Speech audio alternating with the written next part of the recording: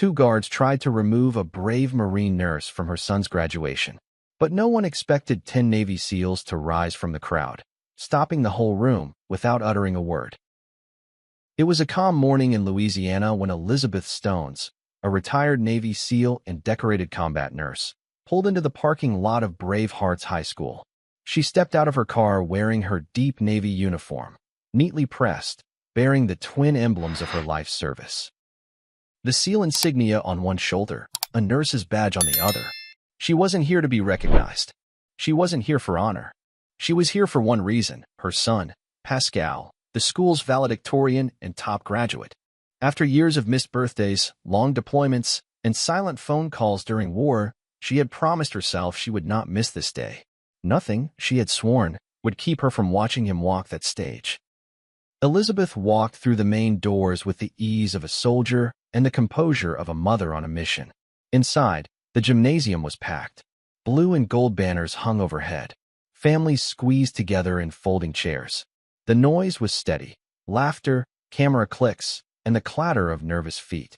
She made her way to the front row, the VIP section reserved for Family of Honor students. She had the ticket in hand, showed it at the entrance. The volunteer nodded and waved her in. She sat, calm, dignified, eyes forward. She had seen war zones quieter than this, but she wasn't bothered by the noise. She was focused on one thing: her son. But not everyone shared her calm. Around her, whispers stirred. People eyed her uniform, her posture, the way she sat alone. Some muttered under their breath, "Is she a nurse? What's she doing in the front? Did she sneak in?" Elizabeth heard them, chose not to react. She didn't owe anyone an explanation. Not after 2 decades of serving a country that often forgot her name the moment she took the uniform off. But it didn't take long for the real confrontation to begin. 2 private security guards began making their way toward her from the side entrance. Both white, mid-40s, one with a clipboard, the other wearing mirrored sunglasses indoors. She noticed their formation immediately. Quick glances, quiet words. They had singled her out. The first guard leaned down. "Ma'am," he said in a firm tone, "this section's reserved." Elizabeth didn't look up. "I know," she replied. "I belong here. Can we see your pass?" She calmly handed over the ticket. The guard stared at it, unimpressed. "This doesn't look like the usual family ticket." Elizabeth raised her eyes now. "It's a VIP family pass. I'm Pascal Stone's mother." There was a pause. The second guard stepped forward. "You're saying you're his mother?" His tone was laced with disbelief, and it wasn't just about the name. It was about her skin, her uniform, her presence. "You're not in formal wear. You're not on the list I have." Elizabeth kept her voice steady. "I'm not here to impress you. I'm here for my son." People nearby had gone quiet. The whispers stopped. Now there were just eyes, watching, recording, judging. The guard leaned in, voice low. "We're going to need you to move. You can sit in the general audience area." "No," Elizabeth said. "Ma'am, no," she repeated, louder this time. "I'm not moving." There was a stillness now, the kind that comes just before a storm. The guard straightened. The second began speaking into his walkie-talkie. The tension climbed. And then it happened. 10 men stood, quietly, all across the gym. Some from the bleachers, others from the sides. They moved with precision, with purpose. They converged toward the front, toward her. No one understood what was happening until they arrived. Until they stood behind Elizabeth Stone's like a wall. Veterans, brothers, SEALs, men who owed their lives to her. Sergeant Ortiz, who she had revived with CPR in a field hospital minutes before flatlining. Lieutenant Marsh, whose arteries she clamped under fire while keeping 2 others alive. Private Walker, whose body she covered in flames and treated with her bare hands. They remembered her, not just as a nurse, not just as a SEAL, as the reason they were still breathing. Now, they stood in silence. No introductions, no speeches, no weapons, just their presence. The guards froze. Elizabeth stayed seated, hands folded in her lap. "You still need me to move?" she asked calmly. The first guard stepped back, said nothing. The second lowered his radio. The air had gone quiet. Not because something was wrong, but because something was coming. The gym, moments before a hive of chatter, now stood in a hush. Every conversation had trailed off into expectant silence. Camera lenses tilted upward. Grandparents straightened their spines. Siblings clutched flower bouquets tighter. Everyone had sensed it. The tension, the rhythm, the presence of something that couldn't be ignored. And then, the principal's voice crackled through the PA system. Calm, steady, and laced with formality, it echoed against the walls of Brave Hearts High School. Ladies and gentlemen, please join me in welcoming our graduating class's highest honor recipient, valedictorian, National Science Award winner, All-State Track Champion, a pause, a breath, Pascal Stones. The words hit the gymnasium like a match to gasoline. The crowd erupted, clapping, cheering, whistles that bounced off the bleachers. The pride of parents, teachers, and students came pouring out like a flood. But none of it, not the volume, not the frenzy, matched the sound that now filled the space. 10 men. Clapping. Slow. Deliberate. Thunderous. The rhythm wasn't just applause. It was military. Disciplined. Unified. Intentional. Hands struck palms in perfect sync. One beat. Then another. And another. It rolled through the gym like a steady march. Like boots on gravel. Like something primal and deeply rooted in honor. The crowd heard it and followed, their wild cheers settling into the cadence the 10 men set. Students looked around. Teachers exchanged glances. Many didn't know who those men were.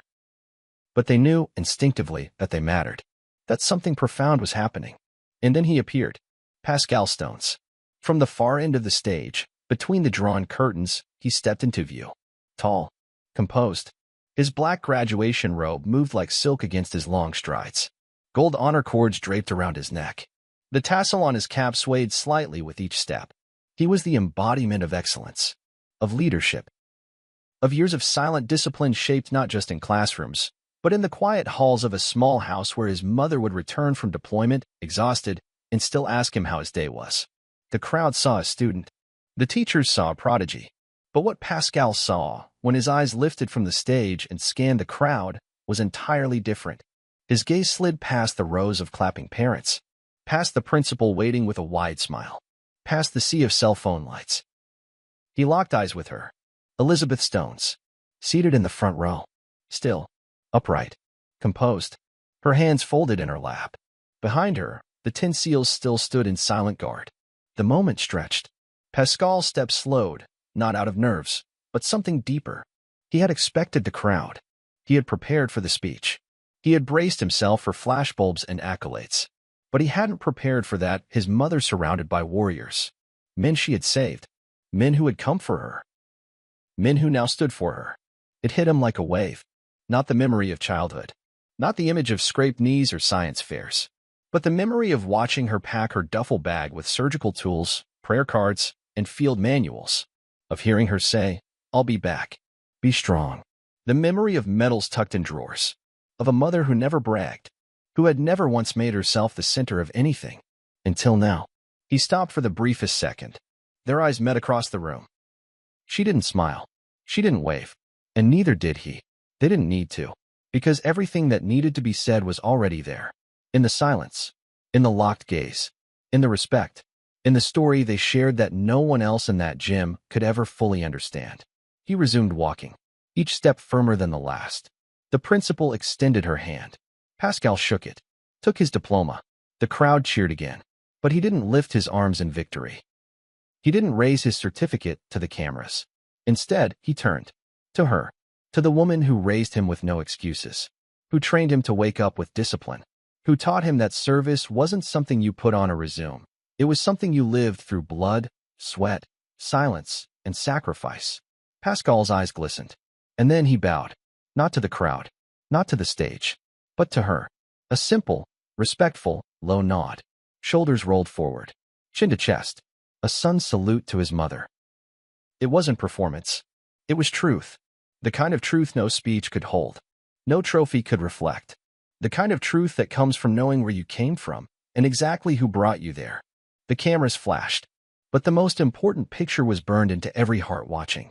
The boy who had become a man because a woman chose to stand when the world tried to move her. And as Pascal straightened and turned to walk off the stage, the 10 men behind Elizabeth finally sat down. Like soldiers at ease, their purpose complete. The audience didn't fully know what had just passed between them, but they felt it. The energy shifted. People blinked away tears they couldn't explain. A few even stood up without knowing why. Because in that moment, they hadn't just witnessed a graduation.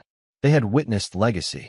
The sun had lowered in the Louisiana sky, casting long shadows over the cracked pavement of the school parking lot. The chaotic energy of the graduation ceremony had spilled out through the gymnasium doors and flooded the open space. Laughter floated in every direction. Camera flashes popped like firecrackers. Horns honked. Balloons bobbed in the humid breeze. Everyone was celebrating, siblings chasing each other between cars, parents posing awkwardly beside homemade banners, caps tossed and retossed for one more perfect photo. But not everyone was moving. In the far corner of the parking lot, beneath the outstretched arms of a massive oak tree, its bark thick and old like something that had stood since the Civil War, there was stillness. There, untouched by the noise, stood Elizabeth Stones. She had not moved far from the gymnasium. She stood with her back straight, her expression unreadable. The sunlight filtered through the leaves above her, painting dappled gold across her navy blue uniform and the quiet metals stitched just above her heart. A few yards behind her stood 10 men, the same SEALs who had risen for her earlier, now quiet once more. They stood in a semicircle, neither approaching nor retreating. There was no command given, no formation announced.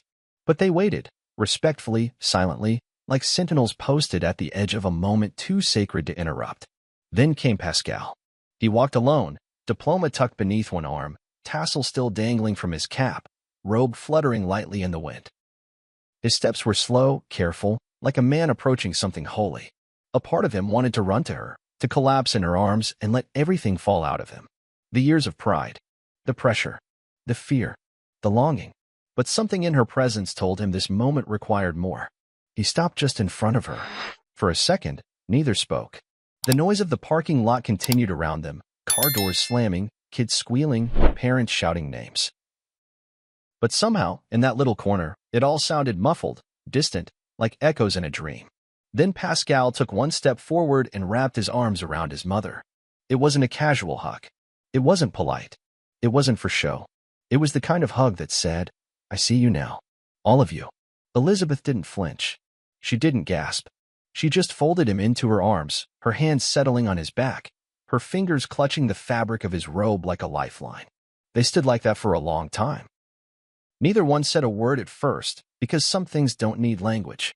Some things are spoken through breath shared in the quiet space between heartbeats. Pascal pressed his forehead into her shoulder. For the first time all day, the cool front of composure cracked. His voice broke when he whispered, "You didn't just show up, Mom." He pulled back enough to meet her eyes. They were full, glassy, unwavering. "You showed me what it means to stand still when everyone wants to move you." Elizabeth's lips parted slightly, but the words didn't come right away. She just looked at him, truly looked at him, like a soldier checking a fellow soldier after a long mission. Not to find flaws, but to acknowledge the growth, the strength, the survival. She reached up and cupped the back of his head, stroking his tightly coiled hair with the ease of habit, like she had done when he was a toddler with skin knees and space dreams. Then she spoke, and her voice was soft. Not weak, but measured. "Strength," she said, "isn't about volume." Her thumb brushed a tear from his cheek. "It's about knowing when to stay grounded." Pascal swallowed hard. She smiled, not wide, not flashy, just enough for him to see the corners of her eyes tighten. That was her way. And around them, something subtle began to shift. Parents who had once stared earlier, questioning her place in the front row, questioning the uniform, the ticket, the silence, were now watching with entirely different eyes. Eyes that understood. Even students, rowdy minutes ago, glowing with youthful chaos, paused. A few removed their caps in quiet respect. No one approached. No one intruded. They didn't need to be told. They just knew. The woman who once seemed out of place had become the very definition of it. A symbol, a mother, a pillar who had refused to be moved. And behind her, the 10 SEALs watched with reverence in their stance. Not one of them spoke. Some looked down, a few folded their hands in front of them, but none turned away. They had seen many reunions before. Soldiers returning home, families meeting after loss, wounds stitched, goodbyes spoken. But this wasn't reunion by circumstance. This was reunion by earned peace. Mission complete.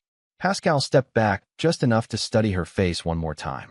There was a maturity in his eyes now, one that hadn't been there yesterday. Something had shifted in him too. like he had finally understood the real price of becoming a man. He didn't say thank you. He didn't need to. Elizabeth saw it in the way he stood, taller now, but not because of pride. Because of roots. She had given him those. And now he was ready to stand tall on his own. Another gust of wind moved through the branches overhead. She touched his face once more. "You did good," she said quietly. Pascal smiled. Just a flicker, but it was enough. They turned then, not back toward the crowd, not toward the stage or the banners or the cameras, but simply toward each other, and toward the knowledge that something profound had just taken place. Not in a speech, not on the stage, but under an old oak tree, where a boy became a man, and a mother, once judged, once questioned, became something even stronger, unshakable. The celebration had ended, but the meaning of it was only beginning to settle. Outside, the streetlights buzzed quietly. The last streaks of orange from the Louisiana sunset faded behind a stretch of moss-draped trees. The world had returned to stillness. But inside the Stones' home, something sacred stirred. The living room was modest, bookshelves packed with medical journals and dog-eared photo albums, a couch that had seen better years, a coffee table with old Marine Corps coasters.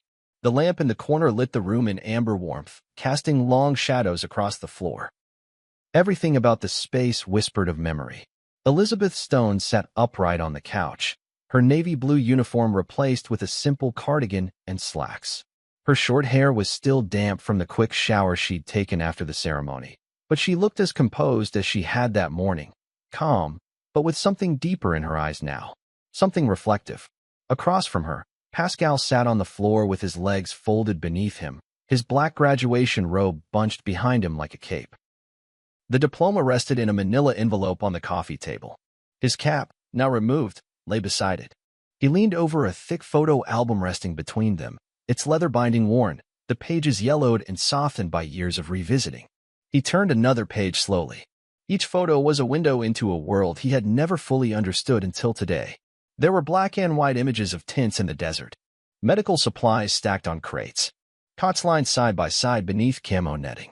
And there, faint and blurred, his mother, hunched over a wounded Marine, flashlight clamped between her teeth, surgical gloves smeared with blood. In another, she stood near a Black Hawk with a patient on a stretcher, the sandstorm behind her nearly swallowing the entire background. Pascal traced the edge of the photo gently with his finger. "You never showed me these before," he said softly. Elizabeth didn't look down. Her gaze remained steady on her son. "You were too young to understand." He nodded, flipping another page. There she was again, bare hands wrapped around gauze, sweat pouring down her brow as she clutched a man's chest in what looked like the middle of CPR. Her eyes in the photo weren't fearful. They were focused, steady, alive with resolve. Pascal inhaled deeply, his voice quieter now. "I didn't always know what you were doing." Elizabeth looked at him now. "I know, but I knew it mattered." There was silence after that, deep and full, not empty. It was the silence that follows truth when it finally finds a place to land. Elizabeth reached forward and slowly closed the album, her fingers lingering on the cover like it held something sacred. And in many ways, it did. "The world may forget names and medals," she said. Her voice wasn't bitter. It wasn't weary. It was clean, like a blade sharpened by time.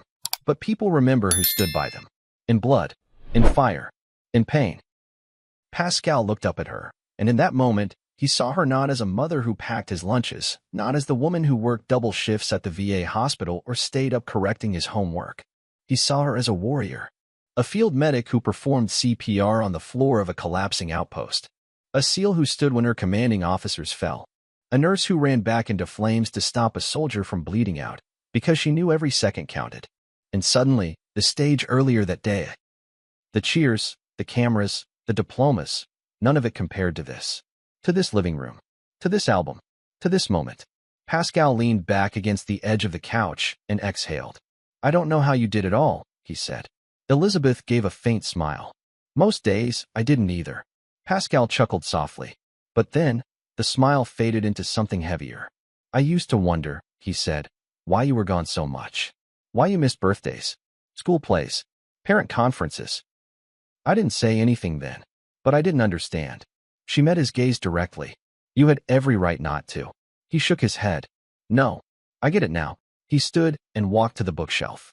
On the top shelf sat a row of medals tucked into frames, each labeled Service, Valor, Life-Saving, Distinguished Action. They had always been there, collecting dust. He picked one up and turned to her. "You never talked about any of this." "Because it wasn't for me," she said. "It was for them." Them didn't need a name.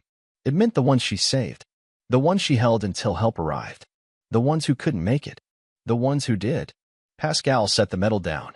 Then he looked at her differently, not just with admiration, but with something closer to reverence. "Mom," he said, "I didn't just graduate today." Elizabeth's eyes didn't blink. She waited. He continued, "I inherited something." She nodded once. No tears, just pride. The quiet kind that doesn't need to be shouted to be felt. "Now carry it well," she said. Pascal stepped forward and knelt again beside her, resting his head against her shoulder for just a moment. She ran a hand through his curls like she did when he was small. But this time he wasn't a boy. He was a man stepping into something bigger than himself. Outside, the cicadas had begun their nightly chorus. A warm breeze drifted through the open window. But inside, Tom stood still. Elizabeth looked down at the closed album. It didn't feel like the end of a chapter. It felt like a passing of the torch, not just from mother to son, but from one generation of service to another. Not in combat, not in medicine, but in character. Because what she had taught him most wasn't how to fight. It was how to stand. How to stand for what's right when no one claps. How to hold your place when the world asks you to step aside. How to lead not with your voice, but with your presence. That was the legacy. And as Pascal rose and walked toward the front door, preparing to meet his friends for a celebratory dinner, he paused once more at the threshold. He looked back. She was still seated, one hand resting on the album, the other on her lap. The golden lamplight outlined her figure like a painting. He didn't say anything more. He just smiled and nodded. Then he walked out, carrying far more than a diploma. He carried a story, a name, a truth, a legacy. And Elizabeth, alone now in the quiet, let the moment wash over her, not in pride, but in peace. Mission complete. The first light of dawn peeled across the horizon like a whisper. The Louisiana countryside lay quiet beneath a low mist, soft golden fingers of sunlight filtering through the tree branches overhead. The birds had just begun their morning calls. Low, tentative, testing the air as if nature itself knew something sacred was about to unfold. On a quiet stretch of land framed by ancient oaks and weather-worn fencing stood a modest one-story home with chipped shutters and a screened porch. The kind of house that held more stories than square feet. The kind of house where strength had been poured into the floorboards with every footstep, every long night, every silent return from battle. Elizabeth Stone stood on that porch, coffee mug in hand, her posture as straight as ever. Her cardigan hung loose over a plain gray t-shirt. Her hair, still damp from a morning rinse, clung to her forehead in soft waves. There were no medals on her chest, no uniform, just a woman, bathed in morning light, savoring the silence of a world that had finally stopped asking her to explain herself. Steam rose from her cup. She took a slow sip, then exhaled. Long, steady, like she was allowing herself, at last, to breathe. And then, she heard it. Tires on gravel. No engine growl. Just the slow, deliberate crunch of rubber rolling across the driveway. She didn't flinch. She didn't step back or forward. She simply turned her head slightly, eyes trained on the road, waiting. A black SUV emerged through the trees. Tinted windows. No markings. Clean but unassuming. It came to a smooth stop 10 feet from her porch, engine cutting off with a soft mechanical click. The door opened. Then another. Then another. Until all 10 men had stepped out. They weren't in uniform today. No camo. No rank. No medals. Just jeans. Slacks. Button-downs. One wore a faded baseball cap. Another had on cowboy boots caked in mud. They looked like they had come from different corners of the country, but they all carried the same weight in their eyes. The weight of memory. The weight of gratitude. They said nothing. Elizabeth didn't move. But something in the air shifted. They walked slowly, side by side, until they stood at the foot of her porch in a tight horizontal line. 10 men wide. 10 lives. 10 stories rewritten because of the woman now standing barefoot on her wooden planks, coffee in hand, robe fluttering slightly in the morning wind. Still, no one spoke. And then, as if guided by instinct alone, they saluted, all at once. 10 right arms rose in perfect unison. Palms flat. Fingers tight. Elbows crisp. The angle sharp. It wasn't showy. It wasn't for effect. It was a salute of weight, of brotherhood, of unspoken debt. Elizabeth blinked once. Then, quietly, she bent at the knees, set her mug down beside her on the railing, and straightened. Her own right arm lifted. Not quickly. Not like she used to in the field, but with a slowness that honored the moment. Her fingers pressed together. Her hand sliced through the air with precision born not of ritual, but of meaning. She returned the salute, not just as a former SEAL, not just as their medic, but as the one who stood for them when no one else could. She held it. So did they. And for several long, sacred seconds, the porch, the driveway, the air itself held still, as if the universe paused to acknowledge what this moment truly was. Then, slowly, her hand lowered. Theirs did too. No one moved right away. Then one man stepped forward. Middle-aged. Tall. Shoulders broad from decades of service, but eyes soft now, ringed with wrinkles earned in foxholes and firestorms. He reached into his back pocket and pulled out a folded note. Held it out with both hands. Elizabeth stepped down one stair to meet him. Their eyes met for just a heartbeat. From all of us, he said, voice low. He didn't say his name. He didn't have to. She took the note. No handshake. No hug. Just a shared silence that said everything words could not. The man stepped back. Rejoined the line. One by one, the men turned, walking back to the SUV without a word. Not rushed. Not rehearsed. Just real. Doors opened. Closed. The engine hummed a life. And then they were gone. No tire spin. No horn. Just the same slow roll of gravel giving way beneath the weight of a moment past. Elizabeth stood alone again. She looked down at the note in her hands. The paper was creased and plain. She unfolded it slowly. Inside, a single sentence written in firm, purposeful pen. You didn't save our lives. You shaped them. She read it once. Then again. And this time, she let herself feel it. A tear welled in the corner of her eye, not from sadness, but from something far deeper.